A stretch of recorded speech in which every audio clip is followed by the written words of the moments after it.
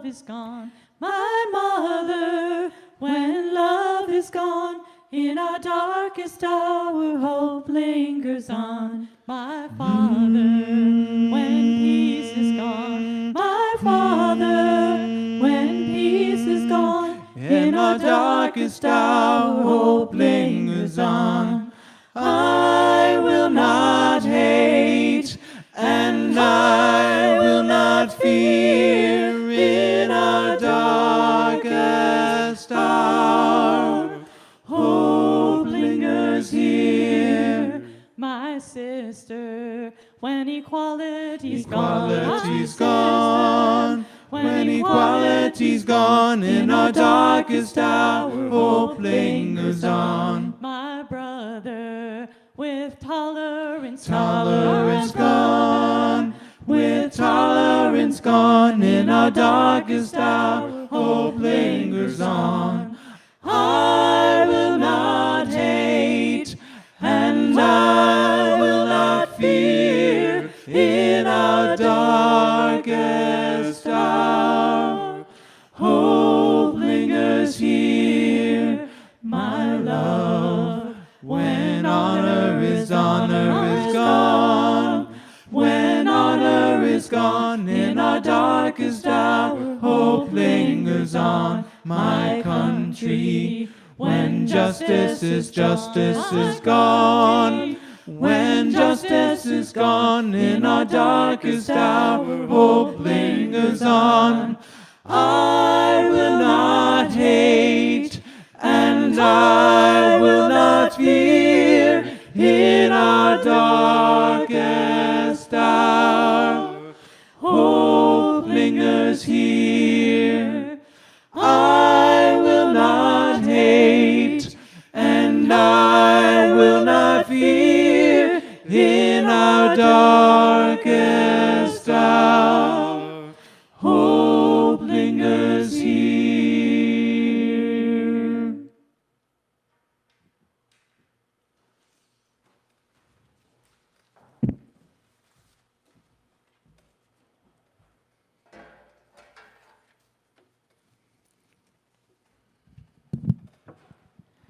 Wow. I hope all of you who are watching could feel the goosebumps on your arm with the beauty of that song. Thank you. Both the message and the beautiful way you sang that. So that's how a sacred service is opened. And we thank you. In these times, whether they are our darkest hour or not remains to be seen, because we know that there's lots of lights of joy and revelation and glorious mystery unfolding at the same time as there are dark things unfolding and healing happening.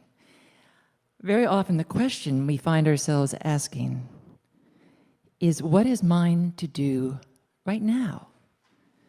And we're going to be asking ourselves that as a congregation as we go into honoring our past and creating our future. So that's a really important question.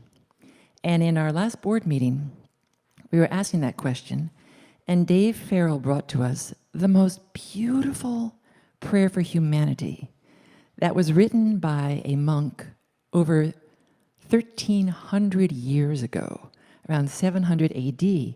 And you may not be surprised to find that he was asking the same questions. It's just so fitting. So I'm going to have the opening prayer be a two-part thing. And I'm going to share first that beautiful Bodhisattva prayer for humanity that was written by a Buddhist monk of the Mahayana tradition, right around 700 AD. And then I would like to use that as a springboard into a short prayer for us. So let's center in as we listen to the Bodhisattva prayer for humanity. May I be a guard for those who need protection, a guide for those on the path, a boat, a raft, a bridge for those who wish to cross the flood. May I be a lamp in the darkness, a resting place for the weary, a healing medicine for all who are sick, a vase of plenty, a tree of miracles, and for the boundless multitudes of living beings. May I bring sustenance and awakening, enduring like the earth and sky, until all beings are freed from sorrow and all are awakened.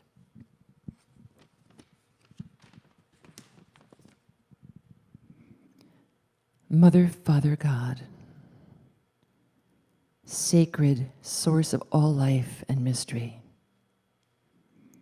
we gather together in this moment, in this day, in this lifetime, to be the expression of your love, your life, your fire,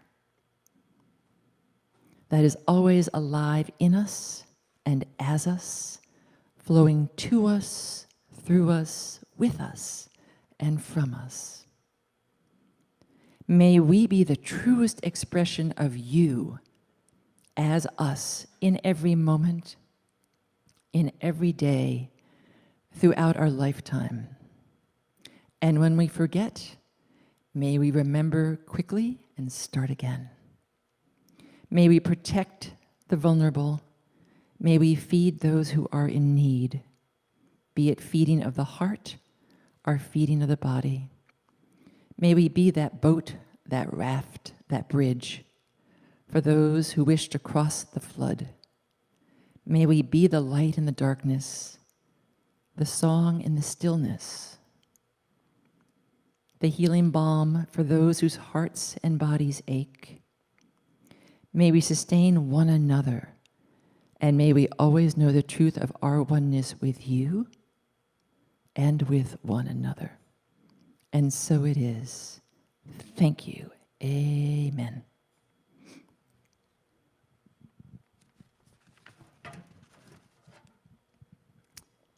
And now we have our mission statement. And before we do our mission statement, I would like to invite us all to take a pause and center into that divine essence that breathes us, that is us. And just feel that for a moment, so that as we talk in our mission statement about our divine essence, we can feel and embrace that divine essence in ourselves and then in one another. Okay, so now let's say it together.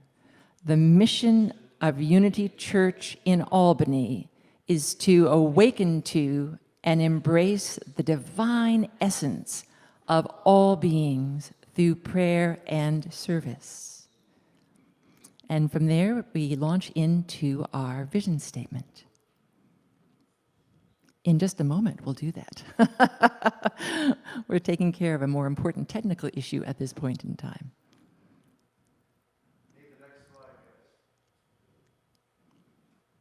So while we're waiting for the next slide, let's keep staying awake to and embracing that divine essence and just feeling it more and more deeply, alive and awake in us. It's always there.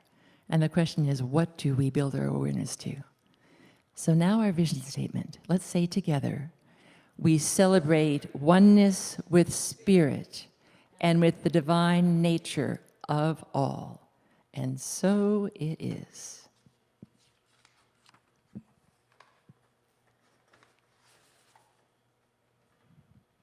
We need another slide here. So prayer support. As you know, Unity is a praying community and a praying ministry, and we have lots of support.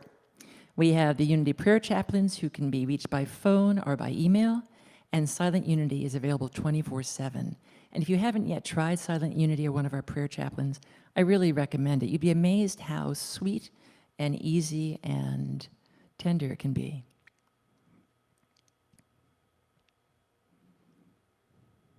So because we are Unity Church in Albany, there is a lot going on. And one of the first things I just want to talk about is this church. We mentioned to you that we removed the first 2 rows of pews because we were looking at what is going to best serve the safety and well-being of our singers. And as the studies have come out, we've learned that it's very important for our singers to have room, because when they sing out with all the beauty and joy that they do, they are projecting all kinds of wonderful things. And so it's better for them and for everybody that they have as much room as possible. And I have to tell you, the people who removed the first 2 pews in the sanctuary and safely stored them in the garden room did a beautiful job. This is really great to see you guys have so much room here. So as we've talked about that change in the sanctuary, and we had a survey, and you're hearing about reopenings, and you're hearing all kinds of things about reopenings, we just want to make clear to you that we are staying a constant presence at Unity Church in Albany, even as the church remains closed for services. So we're going to be doing this for a while longer. As you know, there is not yet a treatment or a vaccine. New York is doing very, very well, and we want to make sure it stays that way.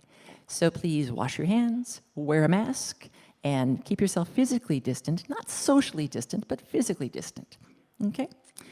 So as always, this Sunday, we're going to have fellowship on Zoom at 11:30, and my spouse, Sam House, is going to be hosting that. And the Zoom link and password are in the newsletter. And we have the Monday Book Club beginning this Monday. This Monday Book Club was inspired by our Wednesday classes that we've had over the years, where we read books together. And when Prosperity Now, which is that fantastic course that John Frederick led, and by the way, he is publishing a book about Prosperity Now, which you'll be hearing about. We're going to use that for our reading book group, and it's going to be, the first book is a Butterworth book. It's A Quest for Truth, and I think that said we start at 7. Is that what that slide said? Could you go back to that slide? Oh, there we are. 7 o'clock tomorrow night, A Quest for Truth. Feel free to come, even if you haven't yet had a chance to read the book, okay? We're going to continue our weekly Zoom meetings. I don't know how many of you have actually gotten up the courage to try it. You might be new to Zoom, you might be working, you might have all kinds of reasons why you don't think of doing it. I would recommend, as somebody who works, and I try to get to as many as possible, even though I feel a little resistance in the middle of my day to do that, to break from what I'm doing, it is so refreshing to come on to a Zoom call on Tuesday for the heart-to-heart, or on the Thursday morning prayer hour, and just connect with other people. There's a surprising ease and friendliness and intimacy with one another. And you can say what you think, or you can just hold it in your heart. It's a very easy place to come together. And that is continuing. The Eye of the Storm, Embracing Conflict, Creating Peace.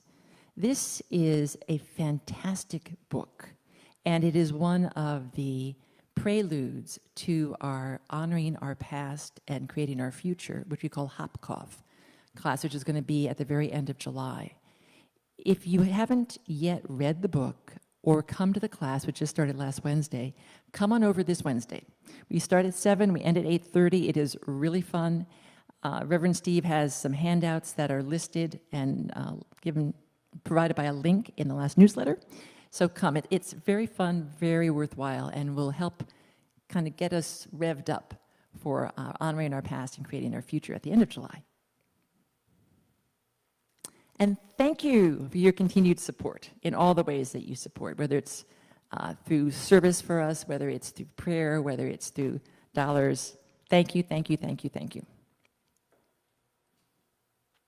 So now let's turn to our daily word, and let's say together, wherever you are, the daily word itself, which is will, and then let's say the daily affirmation. Spiritual understanding guides my will. Each day, I use my will to make decisions, big and small, that affect the quality and direction of my life. Through the use of my human will, I may make choices out of fear or a sense of lack, or I may be driven by my desire for convenience, comfort, or the pleasures of the moment. The use of my spiritual will, however, directs my choices toward a greater awareness of my divine nature.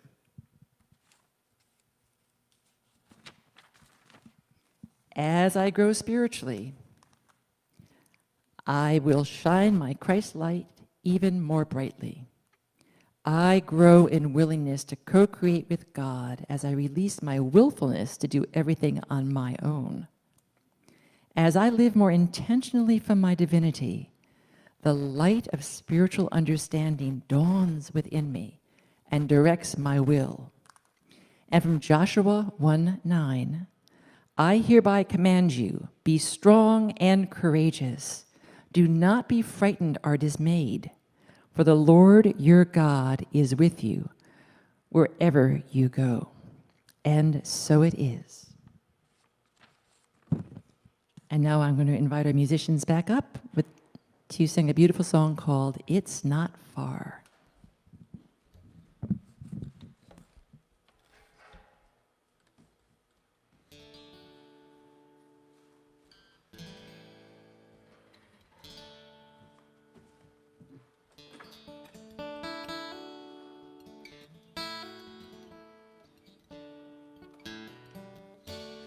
It's not far to another heart.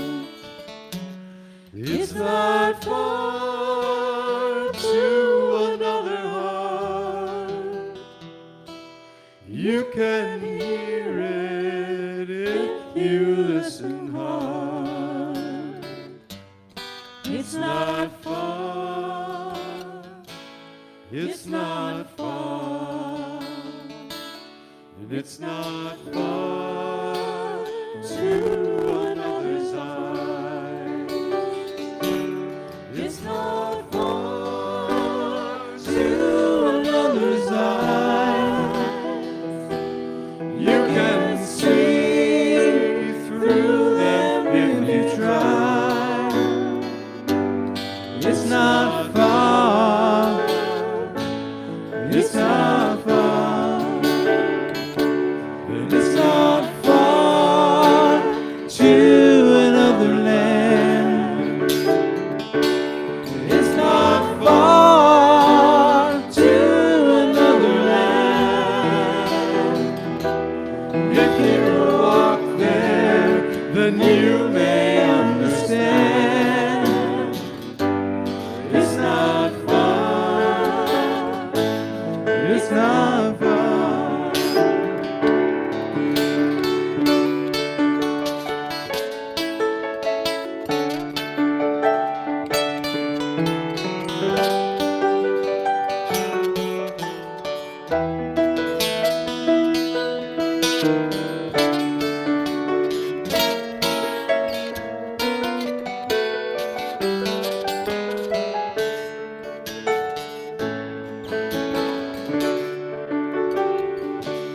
It's not far to the other side. It's not far to the other side. You can build a bridge. You can swim there if you like. It's not far. It's not far. It's not far to another heart. It's not far to another heart.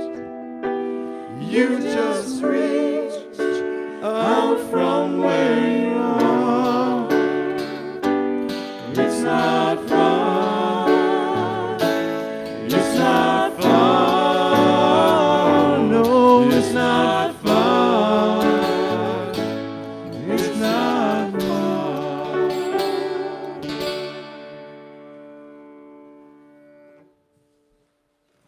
Thank you. Love that song. It's not far. It's not far. It's celebrating.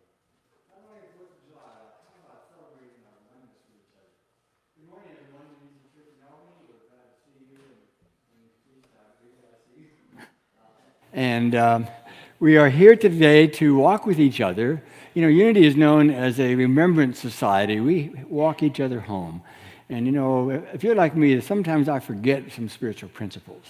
And on the 4th of July, particularly given where we are right now in our world and in this country where we are honoring the birth of this nation, 4th of July, we hold in our hearts and minds right now a spiritual principle. And the spiritual principle of oneness would suggest that we believe that there is the power of God that is binding us heart to heart and mind to mind. to remind ourselves that that's the way it is. We sometimes forget that we're bound together in love. And so the power of Christ's love releases us when we affirm this from bondage to a sense of separation.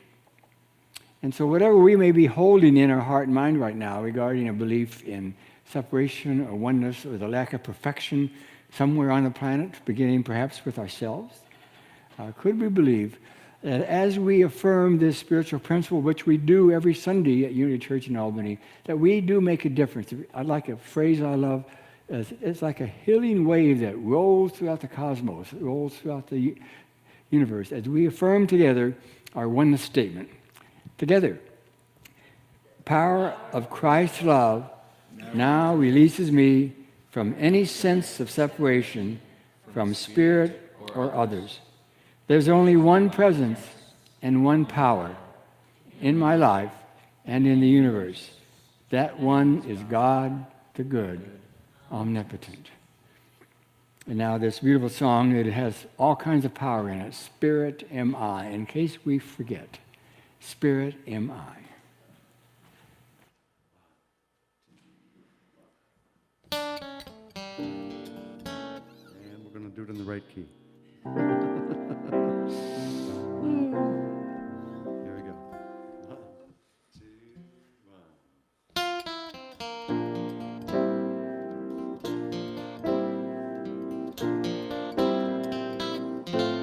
Spirit am I, free of all limits, safe and healed and whole. Spirit am I,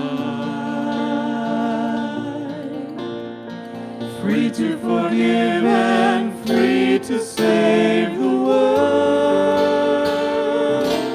Spirit am I, Spirit am I, free of all limits, safe and healed and whole. Spirit am I, free to forgive and free to save the world. Spirit am I, Spirit am I, free of all limits, safe and healed and whole.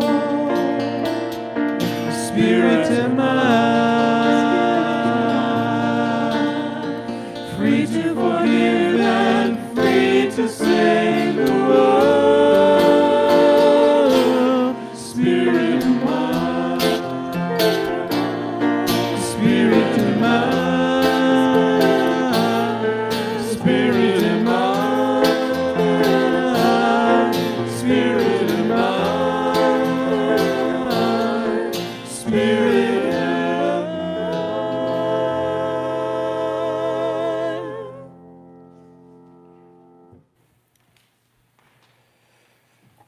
As we take a breath, Spirit am I, Spirit are we. Free to change the world, free to change our lives. As we take a breath, we let go of any thoughts or concerns of doubt in this time. As we enter a time of moving into a place where we clearly decide to quiet our minds, to affirm that there is only love, to, with our breath, to continue to release and let go, remembering that we are spirit, whole and at one. Spirit am I, free to change the world. I open to a part of me that has not embraced that I have the willingness or even the power to change my world, let alone the world. And yet, the answer is in affirmative. Spirit am I. We are here to change the world. We are here to open ourselves to the possibility of unlimited transformation in ways that boggle our human thought. Spirit am I. here to change the United States of America with my presence and with my gifts of awareness and intention to hold this country to the highest and best, to hold this country to its feet to the light of Spirit. Spirit are you, United States of America, everyone. Going back to the founders of our country, going back to those that made horrific, horrendous mistakes, all the way through up into this present moment. Spirit are we. In God we trust.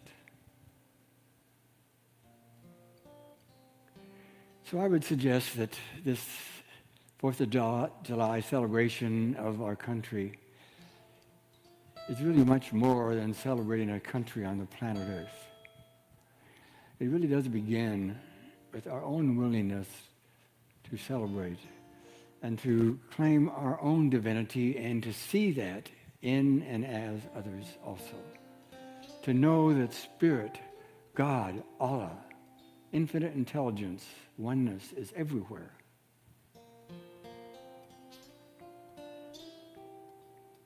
And that as we move into the stillness within,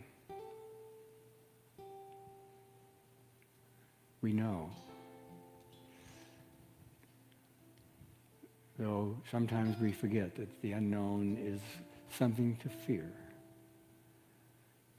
we have affirmed that Spirit am I, Spirit are we. And on this July 4th, 2020, in the silence we rest. In the silence.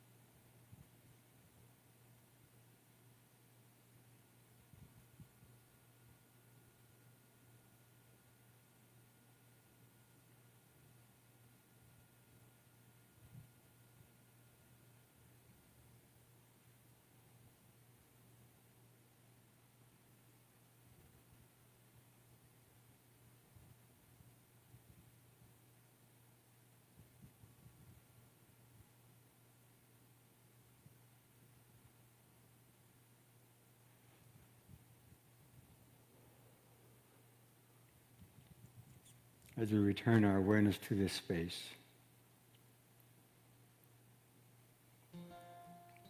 perhaps we are willing to see ourselves as a bringer of the light to our planet, to our country. Perhaps we are willing to allow ourselves to move beyond any sense of separation and just move into a celebration of this country, the honorable spiritual intentions of our founding. In God we trust. Is it possible that we see ourselves pushing our own boundaries to moving beyond a certain place, to recognize that now is the time. Now is the time to claim ourselves, to claim our divinity, to claim the divinity of all humankind throughout history. Now is the time to step up to the edge. Perhaps it's time that we say, I love you. I'm sorry. I thank you. Please forgive me. Please forgive me. I love you. I'm sorry. Thank you. I love you. The words are powerful. And so we say, thank you, thank you, thank you. It is so, and amen.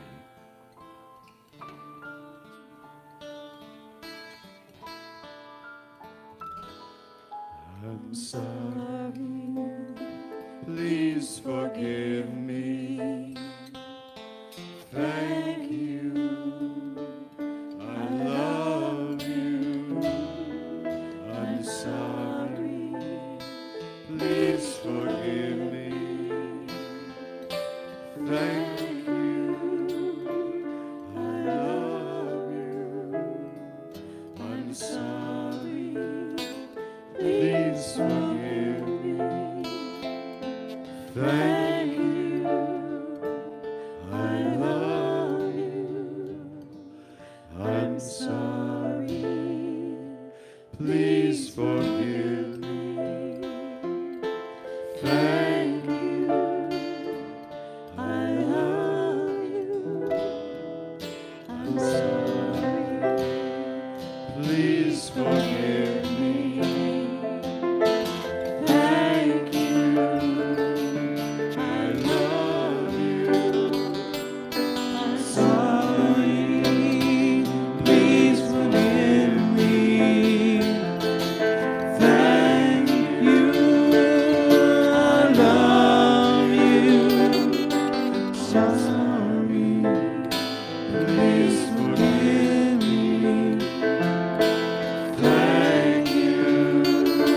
I love you. I'm sorry. Please forgive me. Thank you. I love you.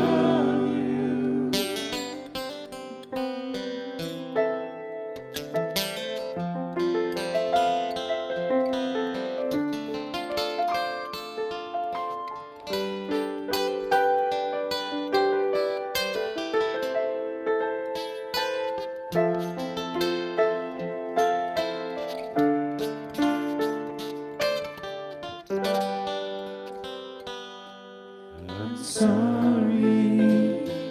Please forgive me. Thank you. I love you. I'm sorry. Please forgive me. Thank you. I love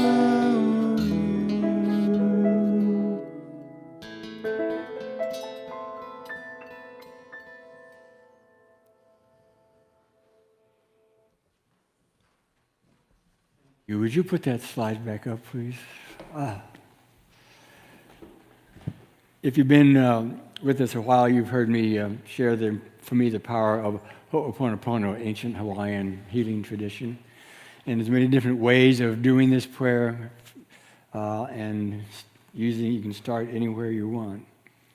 I don't know about you, but as we were going through this, and as I was hearing a musician sing this beautiful song to Ho'oponopono, I was flashing on how much in my life that I've had to work on forgiving and forgiving this country. And I've also became very aware during this time and preparing for talking today on the 4th of July celebration, become very aware that there's so much that I celebrate about this country and that I love about this country. And I don't know about you, but what was your experience during this Ho'oponopono song? And then also as the 4th of July weekend came forth, and what thoughts, what feelings did you have around what the 4th of July is all about for you? Well, my memory, part of it is that I've been around this planet long enough to have lots of memories. And if I remember them anyway, accurately is another choice, another possibility. People tell me other times, "Oh, that was your perception, Steve." Well, I say, "That's right. Thank you for caring. Thank you for sharing." But I have all kinds of perceptions about patriotism and so on. When I was 6th or 7th grade, our family had moved to a small town in northwest Michigan, Manistee, right on the shores of Lake Michigan, south of Traverse City. And it was a small little town of 8,000. It was a great place to grow up. And I remember we had a school assembly, and there was a guest speaker coming in from somewhere in the country. I forget his name, And even a lot of the content of what he said, but the spirit and the power of what he said really touched me. Don't even know if he was a veteran or not, but anyway, he was talking about the importance of having some respect and love for our country. And he went on and on and on, and he was a very, very powerful speaker, very engaged. And I'd never heard anything like it. And it wasn't, my recollection wasn't into political statements. Back then, we were sort of vanilla type of country, and well, yes, in so many ways. But who knew? But anyway, I got on fire with, wow, I really am thankful to be a part of the United States of America, and had new energy and so on. So another thought I had in the last few days was been, one of the things I really loved was music, and the only way I could join the marching band, those days we had a marching band, it was about 50, 60 people in the marching band, and we had great uniforms, really studied uniforms, and I really wanted to do that. But the only way I could do that was to learn the tuba, the big old heavy, ungodly. I was so embarrassed. I didn't know what to do. But I did it, and for a couple of seasons I was doing that. Then I finally talked myself into I could play the snare drum, not the snare drum, the bass drum or whatever. That was a little bit more acceptable for my teenage years. And so I did that. And we lived about 2 blocks from the high school. And we had a English bulldog, and our band was always marching back and forth in front of the house.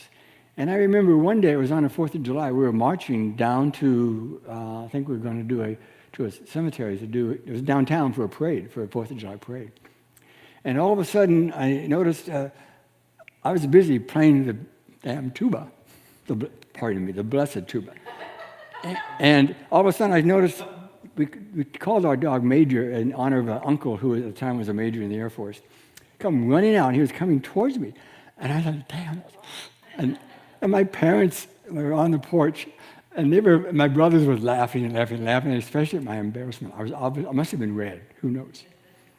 And that was really really wonderful. And I also remember the power of when we were, for example, in Memorial Day parade, and when we would play the Star Spangled Banner, and there would be the playing of the taps and a ceremony, and all kinds of powerful, powerful moments. And to this day, when I attend an event, especially sometimes it's sports, I do a lot of going to Kansas City Royals baseball games, and every time, without fail, when the Star Spangled Banner time comes up, initially I resisted the instructions of put your hand over your heart. Well, I don't like to put my hand. Steve, get over it. It's okay to put your hand over your heart in public. And I'm always touched because my mind is on the beauty and the majesty of our country and our potential. And there are lots of times when I really think and get drawn into other experiences and reflections, expressions that are not of love and acceptance and possibility. And so I've had all kinds of positive experiences and so on, and I'm wondering what your experience has been. There's one experience I want to share about, a story that relates about stepping right out to the edge. You know, the idea of stepping right out to the edge is quite often, the edge has to do with a boundary, real or imagined, that we've set in our lives around that if we step right up there, it's a little scary at times, right? And we know you can say, well, you go first, and I'll follow you maybe, but I don't want to do this. But there's a story of this man that was a ultra runner, and he was out in the Grand Canyon Canyonlands area, pretty much by himself, but he got dehydrated, and he was way out in somewhere, and didn't know where he was, and he passed out. Next thing he knew, he came to, and he was in some cabin somewhere, and there's a man that had lived there, and he was fine, and after a few hours, he really got much better, and he stayed one more day, and he got better, and he asked the guy, well, can I get into a town? Can you take me there? And he said, well, I'm not able to right now, that somebody's coming this way in tomorrow. And he said, okay, but I saw in your barn out there that there was a shiny vehicle. And He said, oh, yeah, that's a smart car. And the car was a little bit like a fancy golf cart. But he said, well, I'm really working on it. It's an automatic self-driving. There's no brake pedals or anything, self-driving. And with the directions that you give, verbal instructions, I've instructed it to do what it's going to do. And it's incredible. It works. I'm still working on it. And you want to know that I'm a very spiritual man. And so the languaging that I use is very spiritual. And the guy said, well, yeah, but I'm religious. And I know all this spiritual stuff. He said, well, okay, but here's the word you need to know. I'm not going to let you take this, but the word is, if you want to go forward, you say God. If you wanted to go forward, you wanted to say Jesus. And then if you wanted to stop or slow down, you say God. And the man said, okay, are you sure you're not going to let me borrow this and take this out for a ride? And the guy said, no. And he said, well, the guy kept on, John was the runner's name, kept on talking to him. He finally said, okay, you can do this. But just remember, be very careful. It knows where it is, and it has a compass that will take you wherever you want to go, and it's safe as far as I know.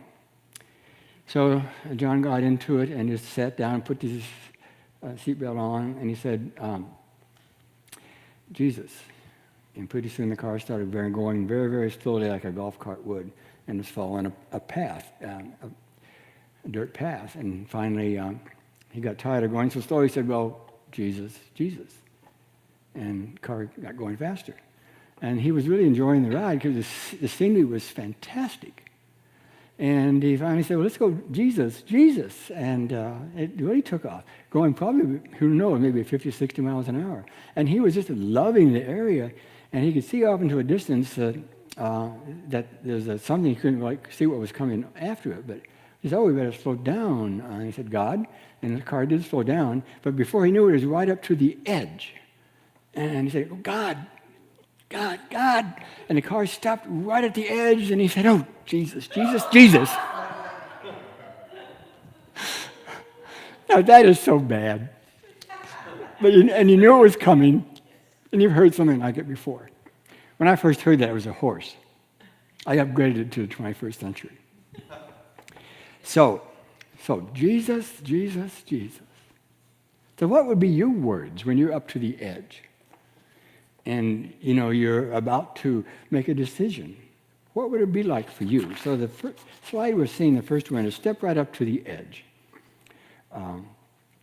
We can never know the full meaning of freedom until we abide in the Christ consciousness, Charles Fillmore says, Papa Charlie. Your word is the lamp to my feet and a light to my path. Will you go to the edge of the light that you see? What about for the United States of America? What is the light that you see for this country right now? The light that you see. And then where is that light calling you to be shined upon within you? And or perhaps whatever you just thought about. Will you go up to the edge of the light that you see, knowing that Spirit is your source? John Sloan Sr. is a Purple Heart Tuskegee Airman. And one of his statements is, America isn't the land, it's an idea. It's a glorious experiment that seeks to prove one truth. Everyone has rights, and everyone is equal. Well, that's beautiful. And it's from an article that I read online just last week called Black on the 4th of July. And it's about a Black Matters man. His name was John Sloan. And he said, as a typical child of the 80s, I remember, I just want you to see him. That is John Sloan as a young man, and that him is a picture of him as an older. That's Frederick Douglass, Frederick Douglass. But I want to go ahead with what John Sloan said. He's a black man, and he says that a typical child of the 80s, I remember growing up surrounded by Americana. I was regaled with stories of my grandfather and his brothers fighting valiantly in World War II. I proudly memorized the Pledge of Allegiance and knew every view of America, America the Beautiful. My life was not all that dissimilar to any other kid growing up in the great state of Michigan, he said. The difference, however, is that the Americana I grew up with was filtered through dramatically different lenses. The powerful and stories of boot camps, dogfights, were balanced with my grandfather's experience as a Tuskegee Airman. The verses to lift every voice and sing were embedded in my remembrance with an almost religious conviction. And while I stood every morning and pledged allegiance to the stars and stripes, the stars and bars were vividly on display, even causing my parents to avoid driving us through cities like Howell for fear of physical violence. My sense of Americana was then and is now dramatically different from millions of other citizens, and therein lies my struggle. As an African-American man, I want to celebrate my nation. I want to cheer for fireworks and awe at parades marched in the music of good John Philip Sousa. I want to love my country with an unfailing faith. But the older I get, the harder that becomes. As with famous John Frederick Douglass' speech, "What to a slave is the 4th of July?" I seek to answer in a way that's very similar with another question. What does it mean to celebrate a national holiday? Does it mean you rejoice in an overarching ideal, celebrating in the freedoms that result of an open democratic society? Is your spirit shaken when confronting the dichotomy of this nation's birth, or perhaps the truth somewhere in the middle? This past 4th of July, and this was written in 2017, this past 4th of July was, for me, very difficult. I could not find my way to celebrating the birth of a nation that was stolen through genocide. I struggled to find joy in a struggle for freedom by a nation that would continue to build its economic wealth on the backs of slaves. And he goes on to clarify that in terms of national holidays like Memorial Day and Veterans Day, Labor Day, it's not on the table for discussion.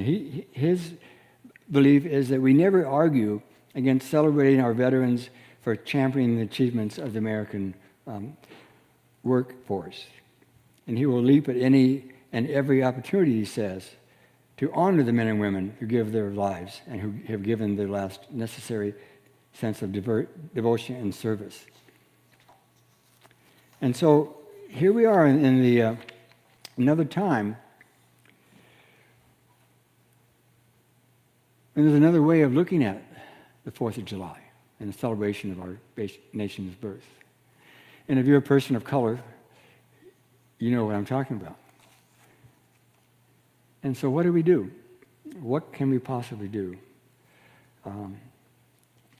Is it wonderful that we have a man named Frederick Douglass that wrote this article? It was well known when it was given in July 5th, 1852. What to the slave is the 4th of July? And so in some ways we'd say, well, he was right on, things haven't changed. Quoting from him, "What have I or those I represent to do with your national independence?" the United States of America is asked. "Oh, the great principles of political freedom and of natural justice embodied in that Declaration of Independence extended to us," he says. "What to the American slave is your 4th of July?" I answer, a day that reveals to him, more than all other days in the year, the gross injustice and cruelty to which he is the consistent victim. And as an aside here, that Frederick Douglass himself was enslaved, and he escaped. And here's where he died. I'm not reading the entire piece because it's very, very deep and a little bit long for this service right now, but he does talk about how important his speech has been to Christianity, and especially to the people of color at that time, and a lot of people of white privilege that were paying attention. He doesn't speak against religion in general, but really how religion deals with slavery. His words: Christianity converts the very name of religion into an engine of tyranny, barbarous cruelty, and service to confirm more infidels, to serve them. In this age, than in all other writings, for the writings of Thomas Paine, Voltaire, and others. Your profess is to believe that of one blood God made all the nations of men to dwell on the face of the earth. That's what you profess to believe, he said. And hath commanded all men everywhere to love one another. Yet you notoriously hate and glory in your hatred all men whose skins are not colored like your own. Cling to this day.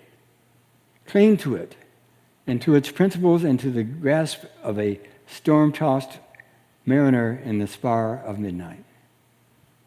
At a time like this, something iron, not convincing argument, is needed. Something iron. It is not light that is needed, but fire. It is not gentle shower, but thunder.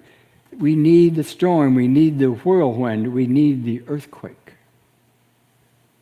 Will we open our eyes to the atrocities that have been inflicted on our fellow Americans?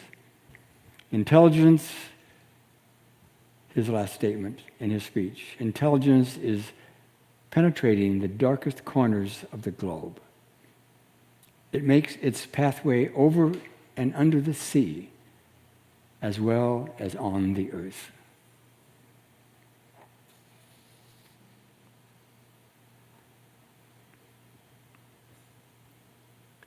So, our holy purpose. Do you believe that where the Spirit of the Lord is, there is freedom? Where your thoughts are, that there is freedom? Where we know that there is a oneness and there's a possibility, there's a call for healing, a call for forgiveness. So as a nation, we say that we've been founded to be an expression of God's love in so many ways. We've said it for centuries. So setting that aside for now, what's your intention? Can you say that you are here to be an instrument of expressing God's love? I believe that your answer has been yes. Otherwise, you wouldn't be here. Otherwise, you wouldn't even be a soul. Souls, by their very creation, are divine, are connected with oneness, with are everything that is. And so this 4th of July, what stands out for you as an insight that you have had in, say, in the last few weeks, last few months in your life? What is your call? I know Unity Church in Albany, along with many ministries and peoples all over the world, are awakening in very wondrous ways, sometimes very painful and very disturbing ways, to answer the question, what is ours to do in this time of renewed understanding and awareness of the ongoing challenges of people of color in this country, especially African Americans. And so that's sort of the walk that we are on. And is there an answer? And I say we, I'm saying the collective we, that we are all on this walk of over and over and over again, stepping right up to the edge that is always brought to our face. Sometimes when we least expect it. Sometimes when we think that everything's going so well and we've been focusing on the good in our life, the good may be people in your life. The good may be the job you have or that you did have. The good may be a physical condition, your health. But step right up to the edge. What is your response? And typically, if we accept responsibility as ancient Hawaiians invite us to do, ho'oponopono is a way to say yes. And I will clear the air over and over again. Stepping up to the edge, I don't want to go to that edge, but I'll go to this edge. This is more comfortable. Stepping up right up to all edges of your life. You're aware of fear? The slide you see there, ho'oponopono, is one response, one way to do that. You're full of joy. You're full of all the above. Know that you don't walk alone, that we are with you, for we are a remembrance society. So God bless you on your awareness of all the edges in your life that are begging for you to just step right up with confidence and willingness and joy. And so thank you, thank you, thank you, sweet Spirit. God bless you.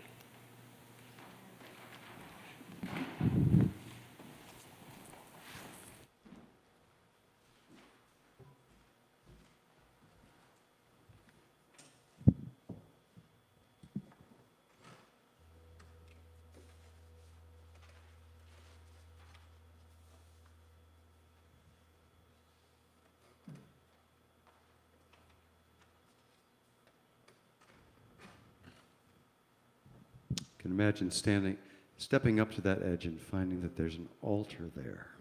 Picture that for a moment.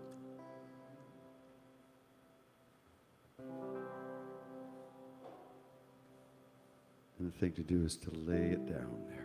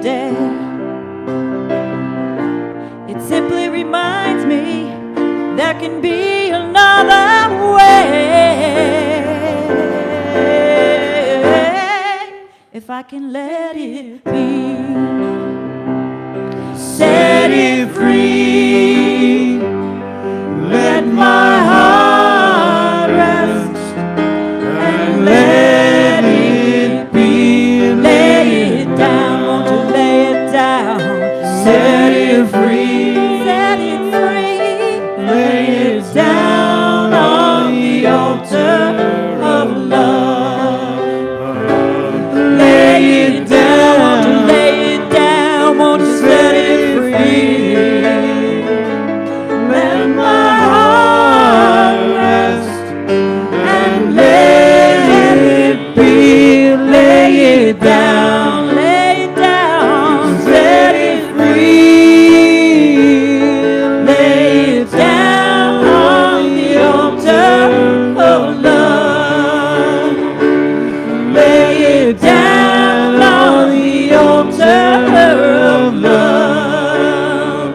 got to lay it down on the altar of love.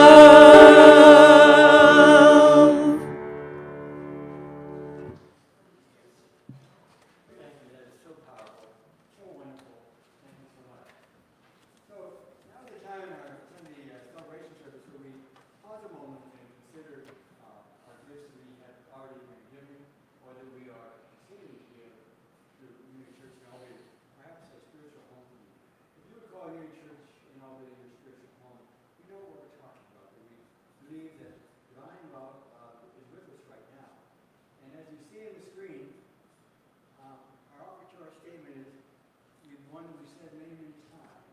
Open your heart if you wish, and let's affirm aloud together. Divine love. flowing through me blesses and multiplies all that I have, all that I give, and all that I receive. We are blessed to know that Spirit is our source. Thank you, Father, Mother, God. And so it is. Amen.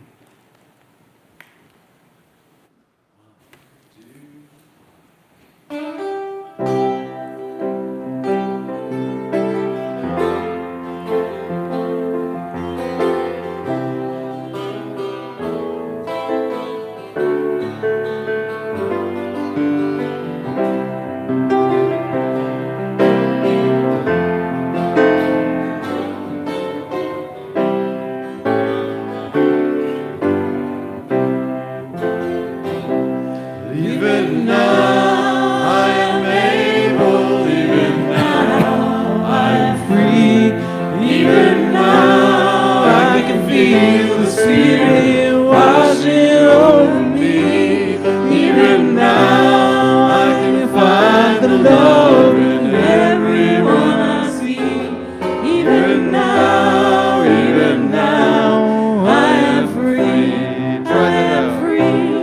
Even now I am able, even now I am free, even now I can feel the Spirit washing over me, even now I can find the love in everyone I see, even now I am free, I am free, even now I am healthy, even now I am whole, even now I can feel the Spirit deep down in my soul, even now I can choose the path of peace and harmony, even now I am free, I am free, yes, even now I am able, even now I am free, even now I can feel the Spirit washing over me, even now I can find the love in everyone I see, even now I am free, even now I am free, I'm free.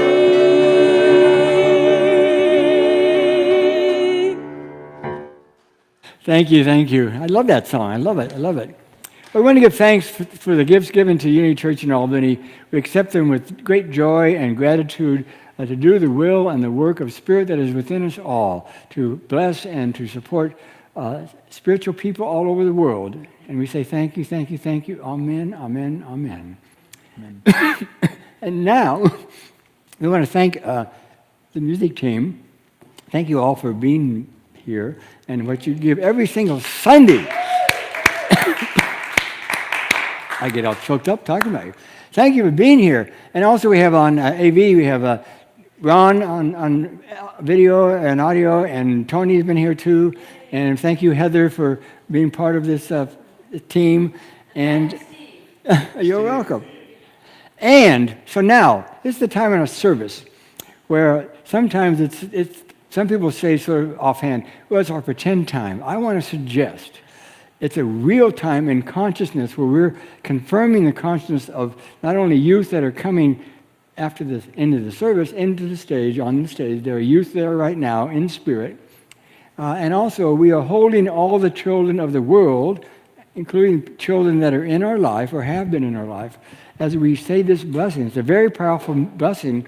And what we do is we, the adults, go first. We'll say it to the children, and then they will say it back to us. And when you see the slide, the next slide, the pictures of the youth on this slide and the next one, except for the very bottom one on this slide, are our own youth. So back up. And so, there we go. So we say it first to our youth, and in your mind's eye, you see them in the sanctuary, perhaps on the stage or in front of the stage, and in your own heart, as we say together, God loves you and accepts you just the way you are, and I love you and accept you just the way you are. I behold the Christ you are. And that one in the middle is Courtney and her daughter Isabella. Right. And the next slide is, go ahead, Roger, and explain who the children are. And that's Erica's children at the top, Nicholas and Emily in the middle, and my granddaughter Gloria. Wow. All right. So they represent the youth right here in our consciousness and also youth around the planet. And we've just said this blessing to them, and now we pause a moment. In the stillness, we hear it in our hearts, them saying the same blessing back to us.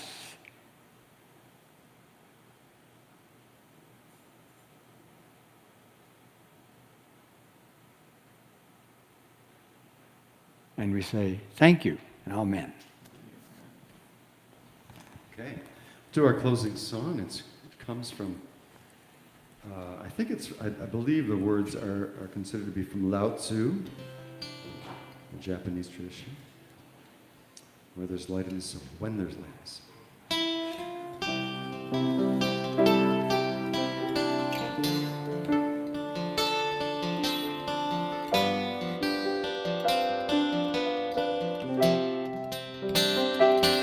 When there's light in the soul, there is beauty in the person. When there's beauty in the person, there is harmony within the home. When there's harmony within the home, there's order in the nation. When there's order in the nation, there is peace in the world. Sing it again. When there's light in the soul, there is beauty in the person. When there's beauty in the person, there is harmony within the home. When there's harmony within the home, there's order in the nation. When there's order in the nation, there is peace in the world. Peace in the world.